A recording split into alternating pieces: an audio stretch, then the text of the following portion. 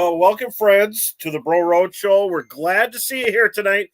I'm glad that you're here because it's so nice out. It was hard for me to come off the water, but it's been fantastic. What a beautiful day, a May, end of almost middle of May day in April. Crazy. I just want to thank you for coming. And this is a show about fishing, all about fishing, and good to see you. Hey, Jeff. So first thing, I want to thank Chesterburg Toyota for being a sponsor on the show, the live show on the air here. And Chesterburg has a state-of-the-art facility, and they have legendary trucks. If you want to stop in Bemidji, check them out. Cool stuff there. Talk to Brian and the gang there. They might have coffee on. They might have really cool trucks. Stop in there and say hi. And then also make sure Bemidji Sports Center, if you want a tricked out four-wheeler, snowmobile, whatever you're looking, think ahead because I think you got a snow check. You might still be able to do it. I'm not sure. But they got really cool rides. They're my kind of people because they know how to get you there. Bemidji Sports Center. And if you're going to come up my way, a little bit west, but visit Bemidji, talk to Brady and the gang there. They will definitely hook you up where to go. Good to see you guys. Randy, Joel, Jen, Steve, good to have you on the show tonight. And without any further ado, so make sure, visit Bemidji, talk to Brady. They will hook you up. And he's a guide too, so definitely a great resource. Visit Bemidji. We'll tell you where you can, find a nice resort place to stay, maybe where some four-wheeler trails are, fishing. Definitely super, super cool. And without further ado, I want to make sure that everybody gets to see Sam. Sam, he's kind of not my co-host. He would be my partner in the show. Sam Larsen. He wears giant hats at Northland right now. He's a lure designer, product manager, wins tournaments, wins paintings, and he's here. He took time out of his schedule to be on my little show here. Good to have you, Sam. Thanks, bro. It's always a pleasure coming on the show. Absolutely. So what's going on? I mean, people kind of know what's going on. What's going on right now? Yeah. Like you said, the weather's beautiful. Panfish are moving shallow. It's just a great time to get out. But another thing that's going on is you and me have some items in the Minfish auction. Yes. So you got a guide trip. I got one of my prints available, so everyone make sure to check out the Minfish auction. Minfish is a great organization. We're a part of it. Just helps Minnesota fishermen. They work with the legislator, just all good things fishing for Minnesota. So it's all going to a good cause. Make sure to check it out. I agree. When I found out about it, I had to become a member. We're members here because they're doing great things. They're getting funding. And if there's an issue in fishing, they're going to face it head on and make sure that we have a chance. So Minfish and the auctions there, you can go. You want to come on my boat? My boat's going to have not a scratch on it. It's not. I don't even have it yet. It's at Grand Rapids at Ray's Sports Center in Marine. Ray's has it there. It's a Lund 219 glass. Can't wait to get it with a 400. And so if you win the auction, you're with me, and we'll go like moderate speed. I don't want to go 72 or nothing, but so let's get started here. So Sam, before we go on, what's your water temperature? Oh, so it's I haven't been out this week locally, but I was up at the Rainy River this weekend, and with that cool Friday and Saturday, it was down to 39 degrees surface temp on the Rainy River. I heard it warmed up a little bit around here, but we've kind of had cold mornings. I've been going out turkey hunting, and it's been below freezing the last couple mornings going out. So how about you? What have you had? Well, I got to tell you, the reason I talk about the cold, because Matt Lardenois is here tonight, owner of Amped Outdoors. And people, you got to hear this. Bring on Matt. We got to talk right now. Because cool temperatures, he's got new stuff going on that'll help your battery not get too cold. Hey, Matt, how you doing? Hey, thanks for having me again, guys. Appreciate it. Awesome. So what's new at Amped? Because I'm telling you, your stuff's hot right now. Everybody wants Amped.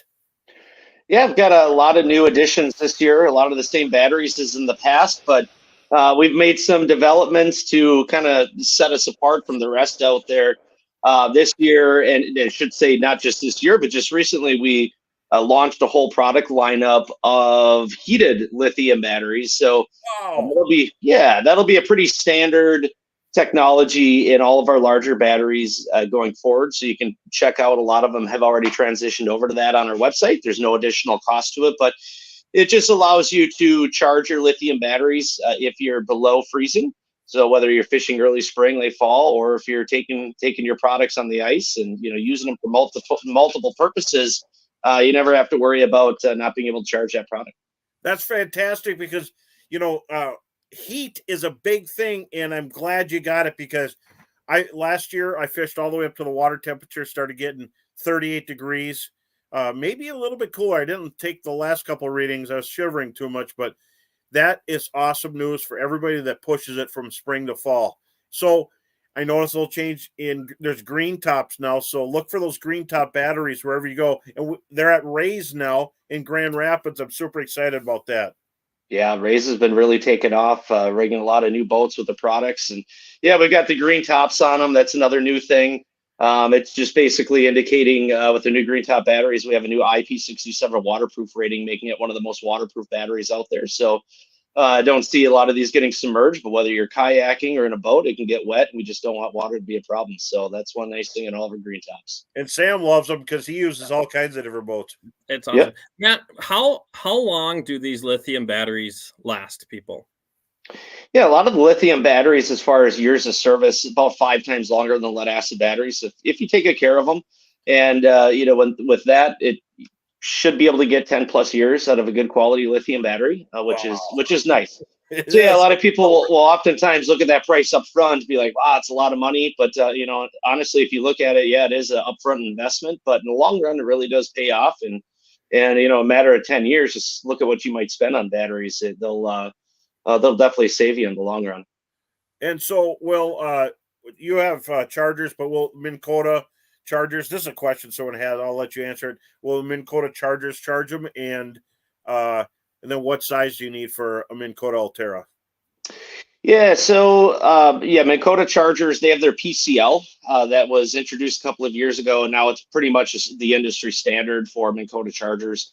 And they will charge all of our 12-volt lithium batteries. We sell 24 and 36-volt batteries as well, where they will include a charger, so you don't necessarily need one. But the Minn Kota chargers will work with all of our 12-volt. The PCLs will work with the heated functionality on the batteries to heat them below freezing. So we've tested those, and they work great. As far as like an Altera, a lot of them, whether it's 24 or 36 volt, your traditional lead acid batteries are right around 50 amp hours. So if you're good with 50 amp hour battery, and we make a single, like in front of me here is a 36 volt 50 amp hour, that'll replace 3 lead acid, group 27 lead acid batteries in your boat in just one battery pack. And they're a lot lighter. I mean, what are they? A half the weight? Yeah, a third to half the weight. I mean, this one alone is about 38 pounds. So under 40 pounds, and you're taking out well over, 100, maybe 150 pounds out of your boat. What a difference, huh, Sam? Yeah, no, for sure. And Matt, I want you to talk a little bit about, we said the trolling motor thing can be a big investment for people, but I see that little battery up center. Talk about direct wiring graphs with smaller batteries. That's doable for almost anyone, and the benefits are huge, I've noticed. Yeah, so a lot of times, in the past, you'd run off of a standard lead acid starting battery in your boat, and the advantage of running to a dedicated lithium battery is a couple of them. First, when you run to a dedicated lithium battery, you don't have electrical interference from like live well pumps and other 12-volt devices running in your boat that can create interference. So having that dedicated pack is a huge thumbs up for cleaning everything up. Plus, the lithium battery will stay right around 13 volts or higher, depending on the size of the battery. So you'll give ample voltage to your electronics, so you're not worrying about them draining below 12 volts while using them throughout the day. And that's common with the lead batteries, that you'll quickly drop below 12 volts, you lose image quality, or something will pop up, transducer not found. And your electronics, modern day boats are a lot larger. We're starting to see that larger and more of them. So having dedicated power source, you'll make sure you don't run out of juice by the end of the day and have problems starting that big motor. So And that's been a crazy key. thing. People, it hasn't been that long, and boats, their starting batteries are hooked up to their electronics, and how many bad situations happen. But now there's most of the people have a designated battery for their electronics, and this really alleviates a lot of problems. And but it's crazy that not that long ago it was like the edge of chaos, but really exciting to have that kind of juice going to electronics, especially as a guide. I don't want my electronics to fail. So it's really cool. And I just got to ask you, I keep hearing about this, you got to have 16 volts or whatever they're talking about all the time to get the best performance of your electronics. What is that? Is it true, or what do you really need?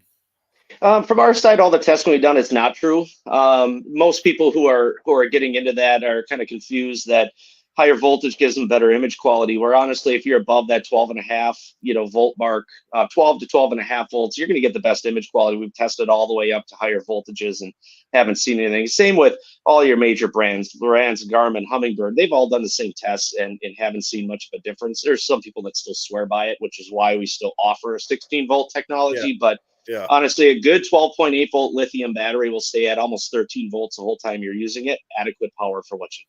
It probably just go with heavier gauge wiring to the apparatus you have it strapped to.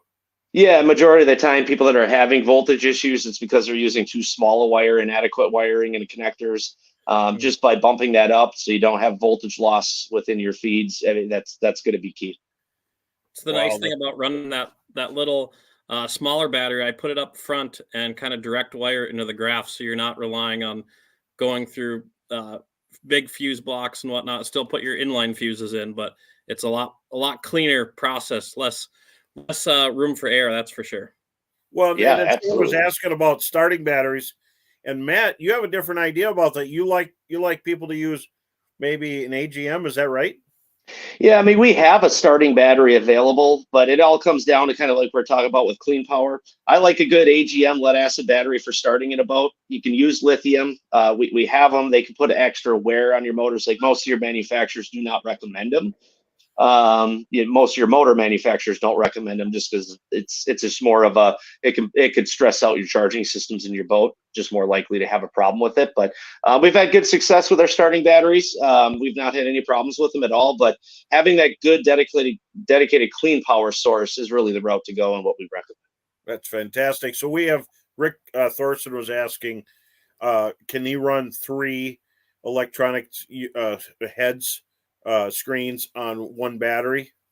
Oh yeah, absolutely. I mean, you could run all of your products off one battery because we have 7.5 amp hour battery all the way up to a 12 volt, 160 amp hour battery, which I know you run. Yeah.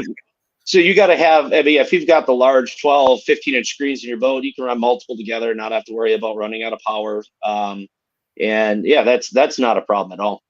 That's fantastic. And that's what I plan on having. And I ain't going to have them all on at the same time, but some people like to have more screens nowadays. And how long will a 7 amp hour last with 3 screens? Well, 7 is not going to last very long, but let's just say you have like 3 12-inch screens. 10s and 12s have been the most popular.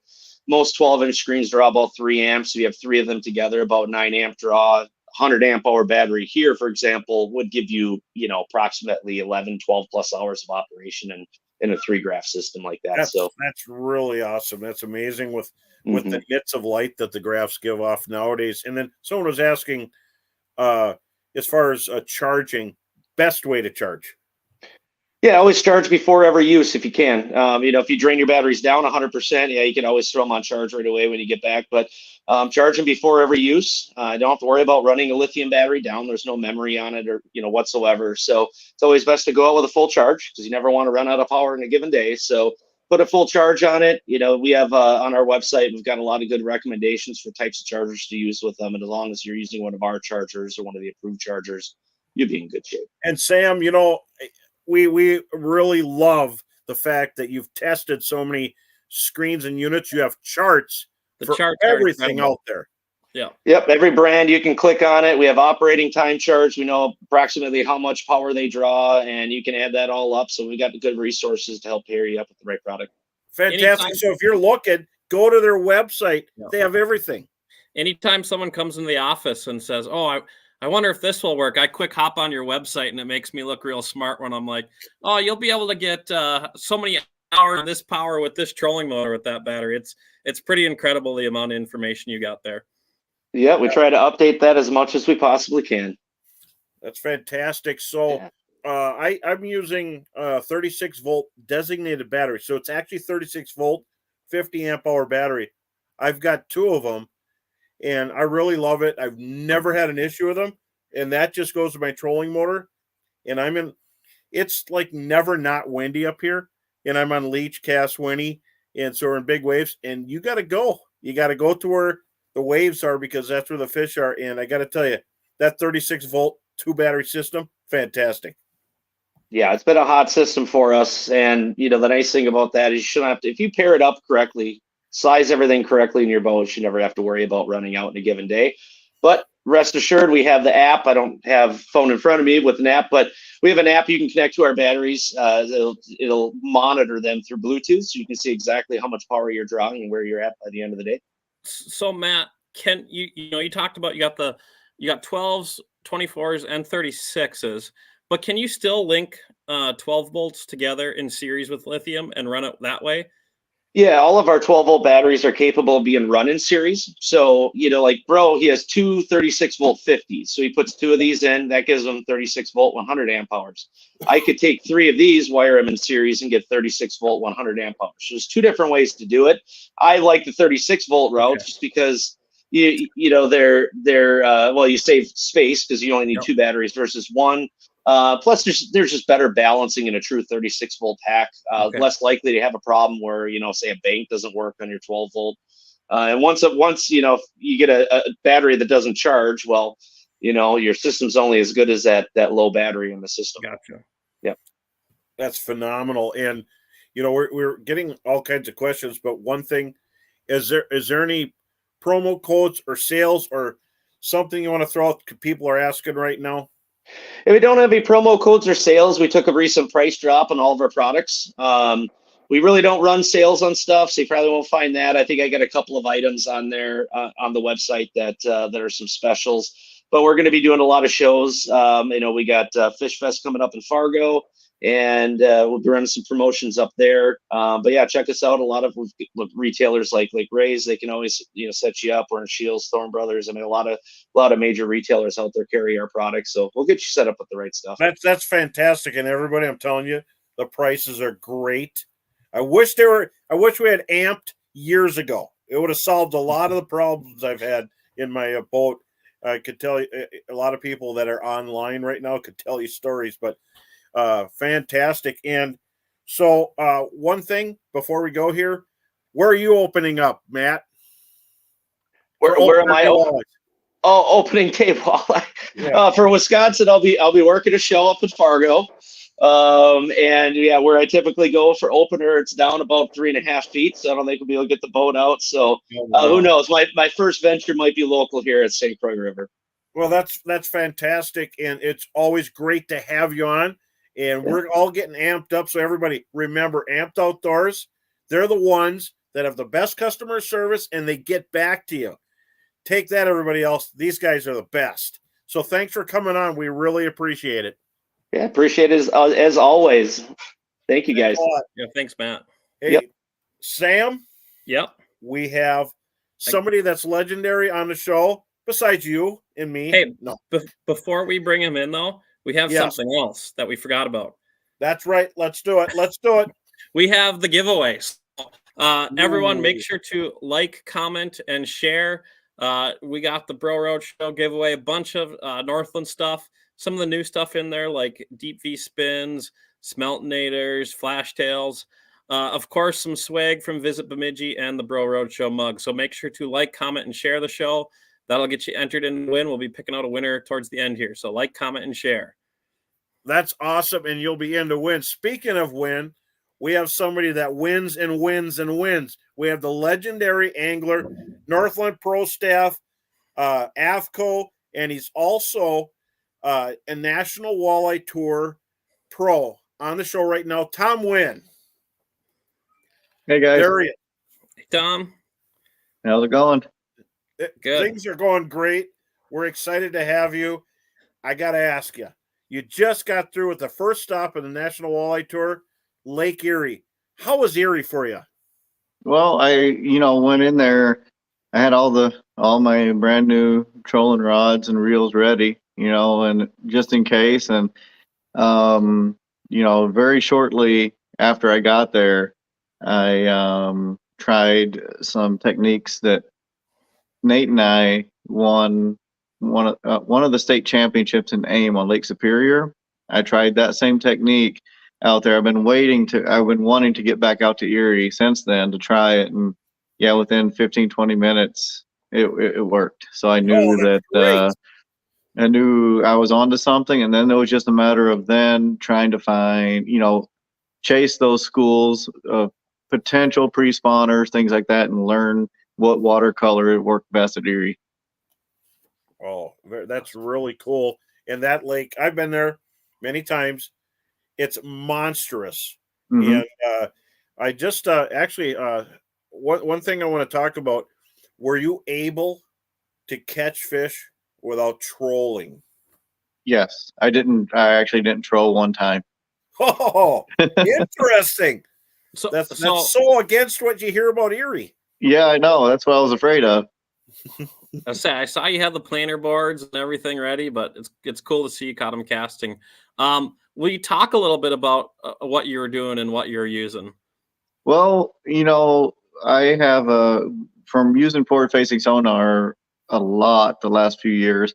I've been able to watch the fish's reaction to certain bait, certain colors, and things like that. And I am very confident in having a jig, number one, that performs and is super sensitive, but then also the color to me needs to blend in with the natural environment. If it can't blend in with the natural environment, it needs to be black. And the reason for black is because it's a silhouette. Okay.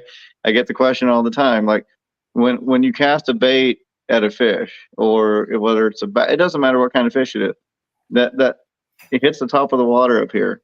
To me, it doesn't matter if when that bait hits the water and the fish is looking up at it, it doesn't matter if it's white, pink, green, it all looks like a shadow. And is that fish really smart enough to know that when that bait actually does come down and get like right in front of its face, it's still that color of a shadow? Is it smart enough to know that, oh, okay, it shouldn't be a shadow anymore? I don't think so. And I think I've watched that plenty on my forward-facing sonar in the last few years to know that, if I can just, again, use my jig as a vehicle, I could care less if the fish see it, especially the way we're fishing right now. There's certain things that spook fish, and I'm trying to minimize that. That's great. Great advice there. One thing I wanted to ask you, how big were the schools on Erie? Unbelievable. I've never seen anything like it. Like from, it could be in 32 feet of water, and from the bottom, the lake floor to the top, in certain schools, when you pan across, I'm looking at 40, 50 walleyes with one pan, with one sweep. It's crazy at times. And then it's like, okay, yes, okay, there's days in practice when we could get out, when they were really biting, and my buddy Sean Grams and we could have caught 30, 40, 50 a day probably, but I had to be disciplined and learn how to pick out the big ones, basically, and only cast at those. Targeting big fish inside those schools. Were the fish somewhat schooled up by size, or was it a mix of size? So what I noticed was they weren't these schools were like a mile, 2 miles long at some points. And so what I noticed was, though, whenever I did come across a big fish, there was a pod pod of them coming through. So like there'd be a giant school of, 18 to 25s, and then all of a sudden there'd be like a wave of big ones come through. Now, when I say a wave of big ones, I'm not talking like you pan across and they're all like schooled up real tight. They're like one here, one there, one coming in. But when I'd see a big one, I'd take time and watch to make sure that see if more have come through. Gotcha. Oh, interesting. That's Erie. In the past, it was always they used to throw forward weighted spinners in the past, and then it kind of turned into the trollathon. It's so nice to hear a refreshing, different angle to it. Now, one thing I wanted to get into, and Sam and I got a lot of questions on Erie. Was there, in a viewer had this? Was there any structure near these walleyes that you're finding, or just middle of nowhere? No, the only I guess no structure at all. On the reefs, there's plenty of fish out on those reefs, those rock reefs, but they were small. But these fish were out in the middle of nowhere. Now, if you want to call watercolor structure, I guess, but there was like a few different colors of water. There was the super clear blue stuff, which there was no fish in that. The really, really, really dirty stuff, the real dirty stuff with only inches of clarity was piled full of fish. But they wouldn't bite, they wouldn't eat. And the reasoning for that being that really dirty water was 3 to 4 degrees warmer than the surrounding water. So they were in there post spawn and stuff, just keeping comfortable. And then when they were ready to feed and be more active, they would come out to that milky colored, if you want to say that, stained water with like 18 to 24 inches of clarity. And that's where I was trying to find water. And on day one of the tournament is where I made a mistake. I should have went out of the chute and went left towards the west. And in practice, that's where my best fish were. But the day before the tournament, we had some really high winds, and it's notorious in that section to get really muddy. And so I went and played it a little bit safe. And and on Erie, it's not like you can just go, hey, let's go check this place. It's like way over there. And then with any kind of wind, you're talking maybe an hour, 2 hours out of your way of drive time versus fishing. So I played it a little bit safe, turned right, went east, and I caught a decent bag, but not what I could have, I think, if I would have went the other direction. And come to find out, it did not dirty up over there on that side. So I made a bad decision on that.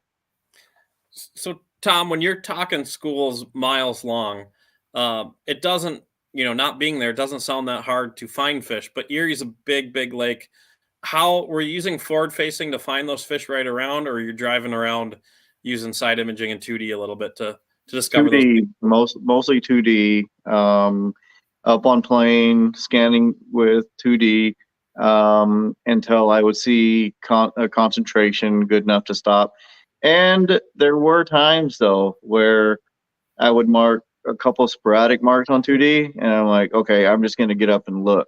And with my forward facing sonar, and I was glad I did, because it's surprising, because I think by the time we get over them with 2D, sometimes they scatter.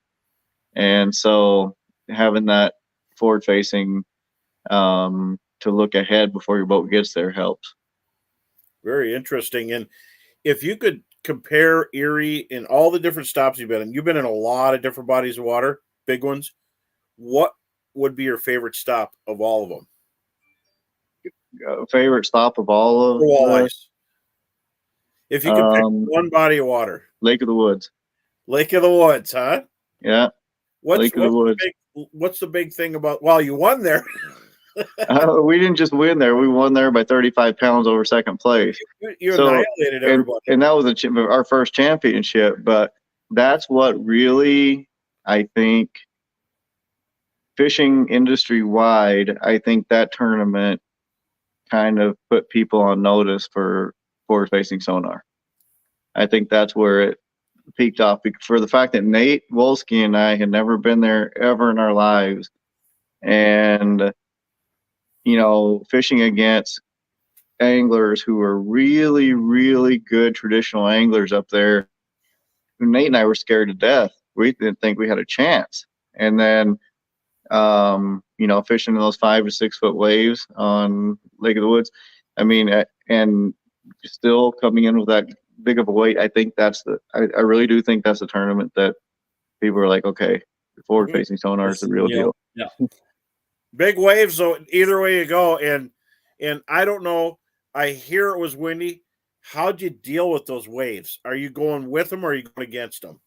I was going, okay, so there's no going with them in certain cases. So when that wind is howling at 25 to 40 miles an hour, which on day 2 in Erie, there was gusts that were getting up there. And so I would have to go with them, which I don't really like to do, but I'd have to go with them. And then if I would see a fish, I would have to do everything it took to get, and this is out from the bow of the boat, to like spin on it. And I have last year I had a 60-inch Minn Kota Ultra X. This year I went to a 75-inch Garmin trolling motor, and that 75-inch Garmin was coming out of the water on Erie. Trolling motor. So I mean, it was crazy. I hooked up in a couple fish doing that in that crazy stuff, and my call angler, trooper, I'll tell you that, he came up there on his hands and knees, didn't want to fall. He was like trying to, he netted the fish still, but it was something. It reminded me a lot of Lake of the Woods, actually. Lake of the Woods can get pretty bad too. It's these big waters, big fish, and it's always interesting because that the Lake Erie walleyes they're walleyes, but they're a little different strain. They're like a southern strain, and they grow super fast because it's hot. It's a lot warmer, and we're up in the ice up here, so Lake of the Woods a little older, but very interesting comparatives. And as far as fishing there, how many fish do you think you caught in your duration there?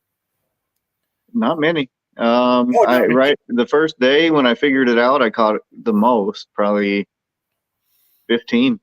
Wow, but you were laid back then. You weren't just out to see to collect numbers like the other guys. No, I was trying to be patient, and as hard as it is to not, even through practice, just cast at the right marks. And Sean was pre-fishing with me, and him too. He's like, I told him we have to get this, and I think I would have had a better tournament. I mean, I'm not complaining about 17th place by any means. It's actually my best finish in a season opener for the NWT, and every tournament since after the first one, it gets a lot better. But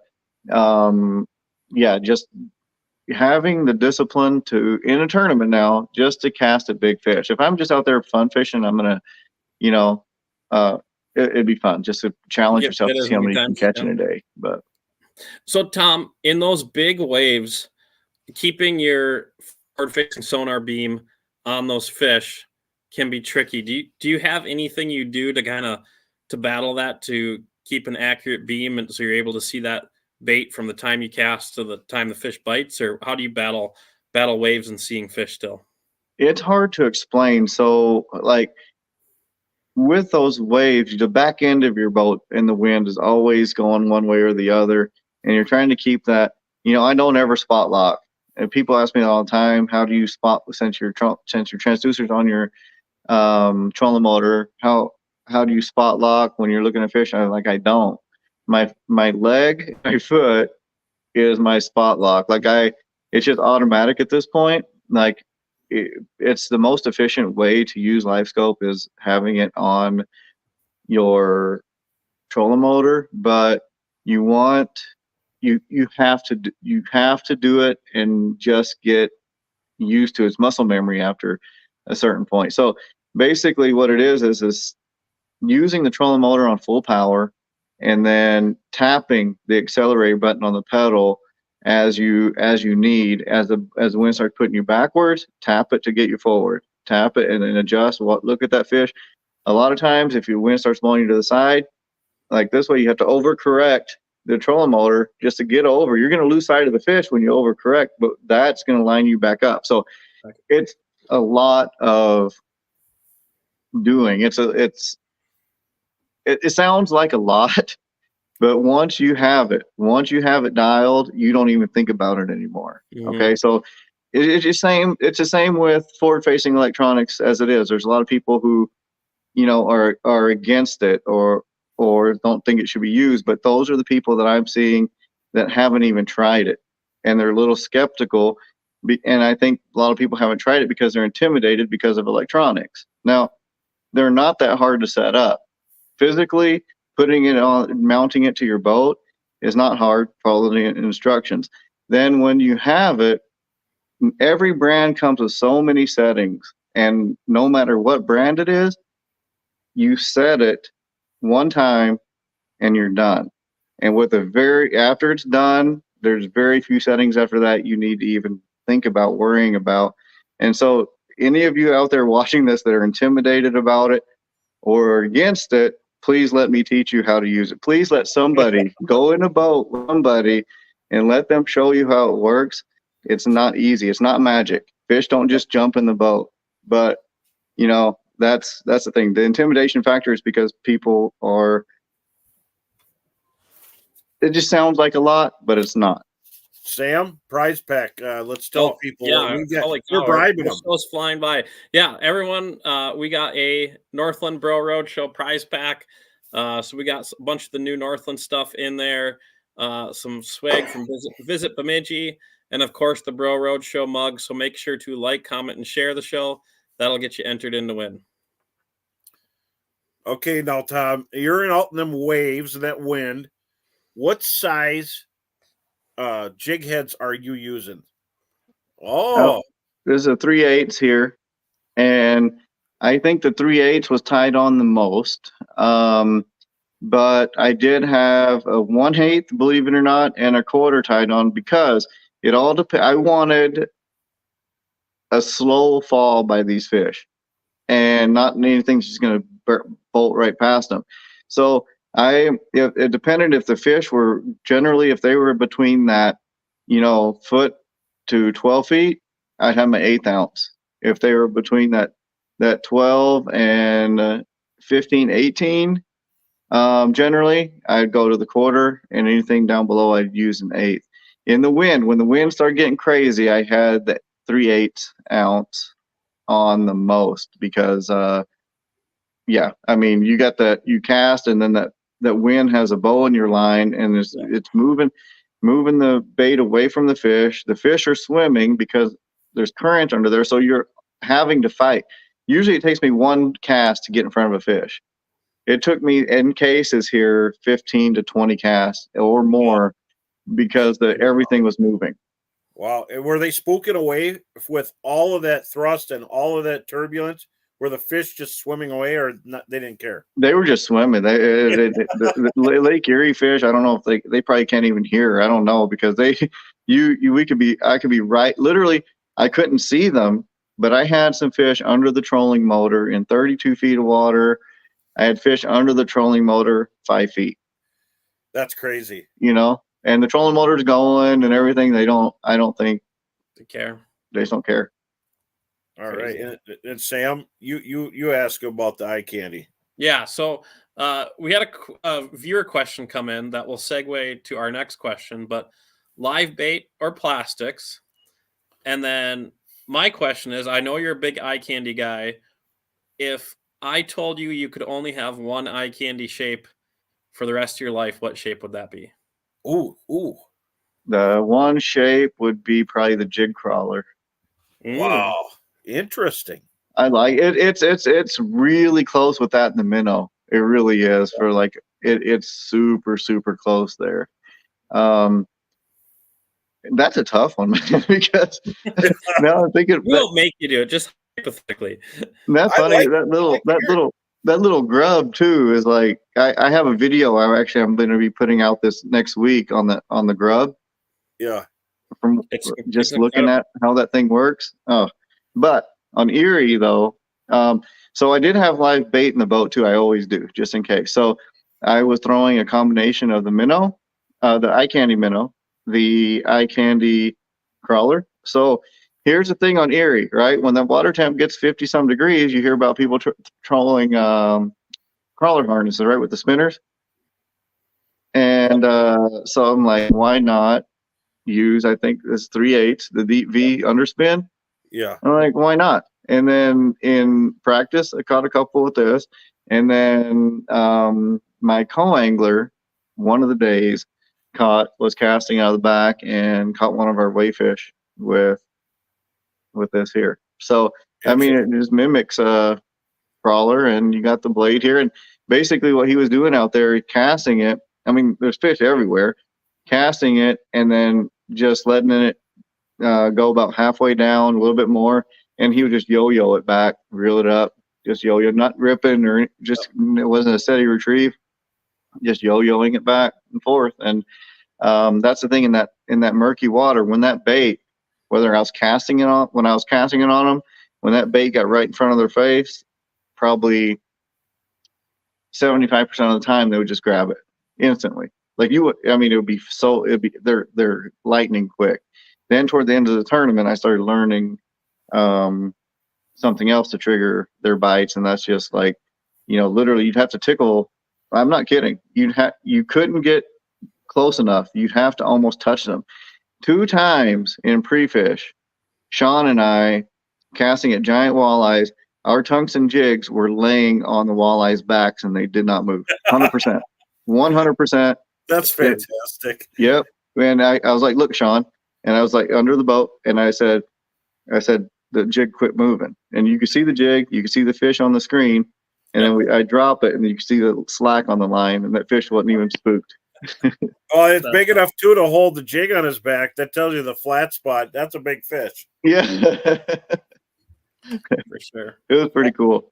That's fantastic. Bro, how about you? What if you had if I told you could only have one more eye candy shape, what would it be? Oh man, I'd have to go with the minnow, because you don't have to rip it.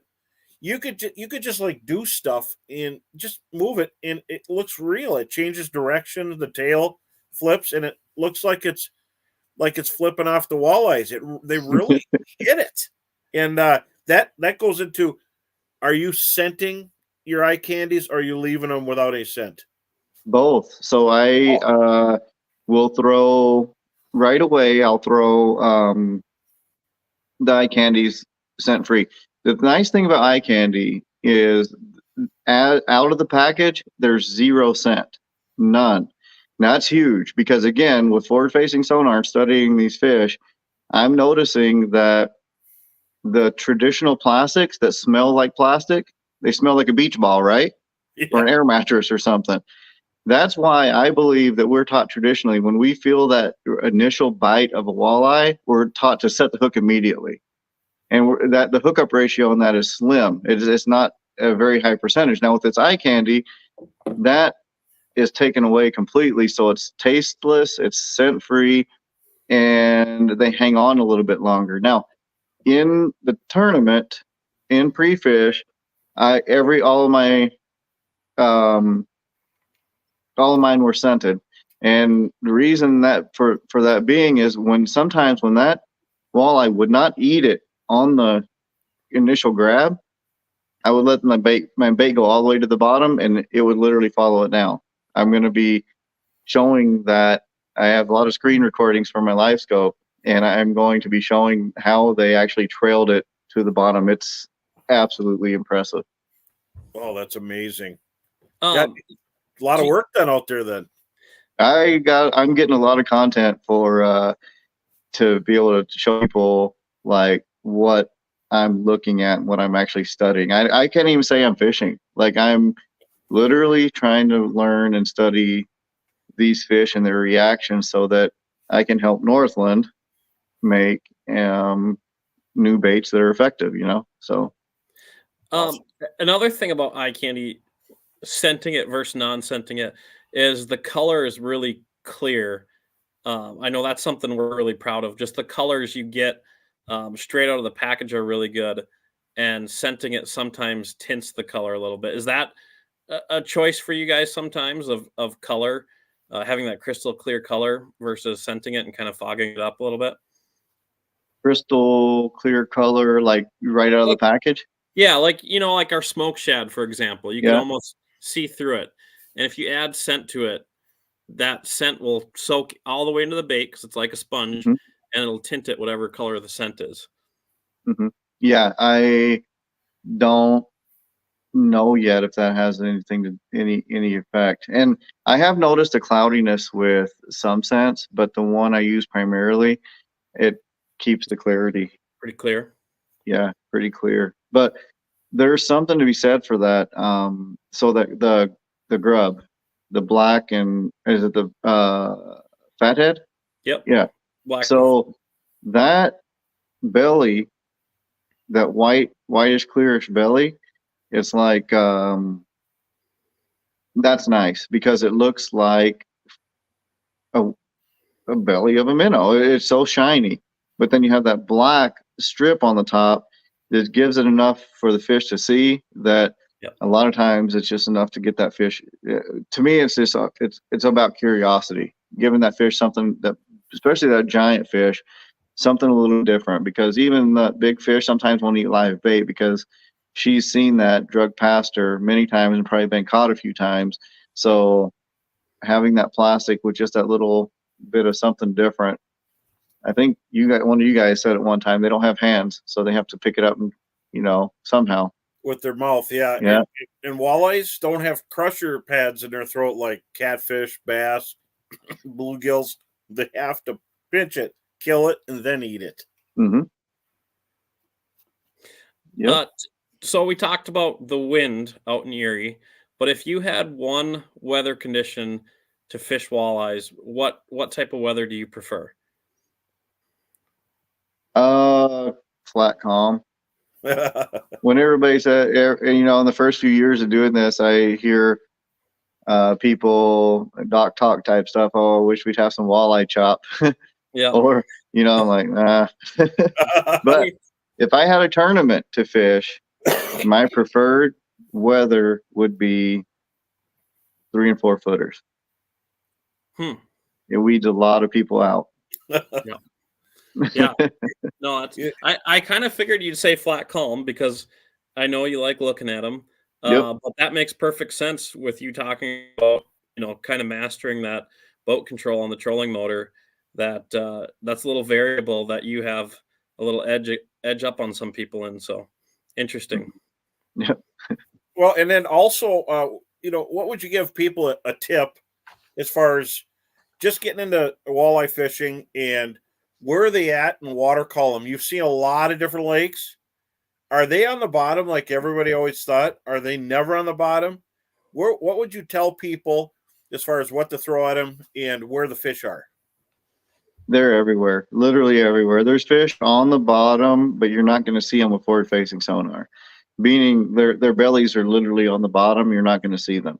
If they are a couple inches up, you can see them, but it's tricky. You got to know what to look for. But they are everywhere in the water column. Everywhere in the water column. Last year on Lake Winnebago, now I was only fishing like 6 or 7 feet of water. I saw this mark really high. It couldn't have been a foot below the surface. And it was murky, but I cast it. And when you're just put below the surface, it's hard to see where you're casting because you don't have time to, you don't have time to see your jig. Yep. So I cast it past it. I saw my jig, so I tried to retrieve it past, and I skipped it over the back of this fish, and it grabbed it instantly. Like I could see the swirl on the top of the water, and it was a walleye. So I mean, they're everywhere, and forward-facing sonar is showing us that the traditional knowledge that we're given about fishing walleyes is not the case. It's not. There's a lot that can be thrown out, but there's a lot of traditional knowledge. Like people say, okay, without forward-facing sonar, you wouldn't be able to catch a walleye. I'm the first to admit it. So, but if you're saying that to me, that means you are a good traditional walleye angler. If that's the case, incorporate something that I know with forward-facing sonar, and it's going to make you way better than me. So, Okay. there's a good mesh. It should be a mesh instead of one side or the other. And we're learning so much with this, learning fish behavior. And real quick, for sponsors, we got eye candy. If you had one article of clothing from AFCO, and I got to bring this up because AFCO is an awesome company, and I wear them in the winter, summer, spring, everything. What would you have on you from AFCO? Well, if I had one thing from AFCO, it would be their AFCO Hydronaut rain suit. Because whether it's just cold and windy, that thing cuts the wind so nicely. If it's not raining, but you're trudging through 6-foot waves, water coming in, it's going to keep you dry. If it is raining, it's going to keep you dry. So that has been a lifesaver for me. I used to try different brands of rain gear before, but then I went to this and it was just like done. Dry as pork, aren't you? Huh? Super dry. Yes. It is it's very, very impressive. That's awesome. Yeah, I love that company, AFCO. So everybody check it out, the rain suit. But before we move on here, we're thinking now on Erie, when you were looking for the walleyes, do you have some new stuff you're working on that's coming out later, or are you using stuff that people could buy right off the shelves? Eye candy? What's going on? As far as eye candy, it's everything that's out now. Good. I There's like some. hearing that. Yep. Hey, Sam? Yep. We just got a pallet of some stuff in last week that I need to send the two of you some boxes that will be available hopefully this July. But ooh, how does that sound, Tom? No, it's good, and I think I know what he's talking about because I have a couple that was given to me as like whatever, and I've been using those for special occasions. But just saving them, and I gotta Yep. tell you, I like it says eye candy, but I use some of it for crappies. And Tom, you probably don't fish for crappies. I do. love panfish. I love them. They're like my favorite fish, and I like that little minnow for and crappies around here are big, so I use that grub is a little bit big. Yep. But they just inhale it. Mm-hmm. They do. It's so soft. I love it. And so always a fountain of information. Where are you off to next with the National Walleye Tour? Heading to Mississippi River. We're launching out of Pool 3. At the casino down there. Ooh, wow. Yeah, so I don't know too much, and now I tell people I don't know much about it, and they're like, "Oh, yeah, you won a tournament down there." I'm like, "Yeah, but I'll tell you how that was just plain old luck because I couldn't use my electronics." Well, I can tell you, but I've learned a lot on rivers. I'm excited. I'm not in that one, but I probably wouldn't have to start my motor. That's a fun body of water there, but it's also kind of scary. There's a lot of things to hit, and the water. I hope it's high for you, but we appreciate having you on. We got to do giveaways and a little wrap to go, but always a fountain of information and a legend. And he's won so many tournaments we can't figure out the number, but he'll tell you later, maybe on his site. But good to have you, Tom. Tom, win. Keep on winning. Thank you. I'm going to give it a try. Thank you. Thanks for coming out. Sam, we're getting close. What could somebody win here very soon? Yep. Like we got seconds here, but we got the Bro Roadshow giveaway, a bunch of Northland tackle, some swag from Visit Bemidji, and the mug. So like, comment, and share. That'll get you entered in the win. Brooke should be sending me over a winner any moment here. So that's awesome, Sam. I mean, what a great guy to talk to. Yeah. And we share a few sponsors, but it's crazy how quickly we've seen some of Tom's techniques gain speed. If you told me 5 years ago that a black jig would be one of our best selling walleye jigs, I would have told you you're crazy, but it is now. And he gets on the page and he says, "Hey, we're back in stock," and it lasts a couple days and we go out of stock. But it's pretty incredible kind of what he's doing and finding out some of these new techniques. So it's and someone was asking what I use for crappies. That one right there, the white minnow. That thing is it's super super soft, and they could just see that, and they just slurp it right up. But I like the grub, and so that minnow. And these aren't that big. I mean, you're talking about what's the measurement on here? 3 inches, but it's really finessey. It doesn't feel like a 3-inch bait. You could trim it too. Yeah, I like trimming that. Just don't trim off to mine. about 2.5, and that's you can catch bluegills on that. So I just had a mosquito in front of me. Whoa, what's going on here? Well, so now we got to take care of business here, and we're gonna, even if we're a little bit late on the show, we got to talk a few things. Sturgeon keep season is coming up here, and it's started today, I think. You might be right. I'm trying to remember. I know we looked it up last week, but it's right around here for sure.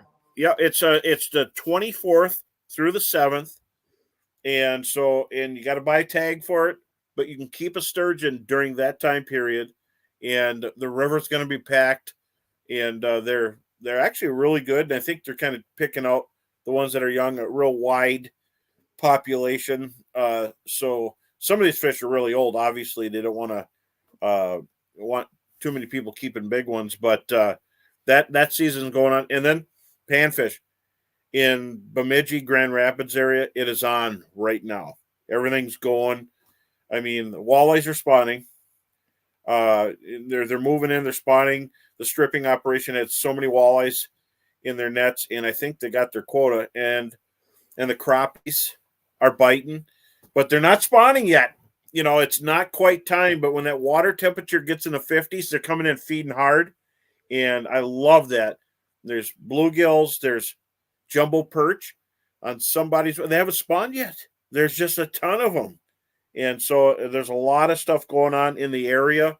Now, before we go through the giveaways here, I want to talk about the lighter tungsten jigs. There's a 16th, and that's going to be phenomenal for fishing. And when are those coming out? The 16th, they should be available now. Now, okay.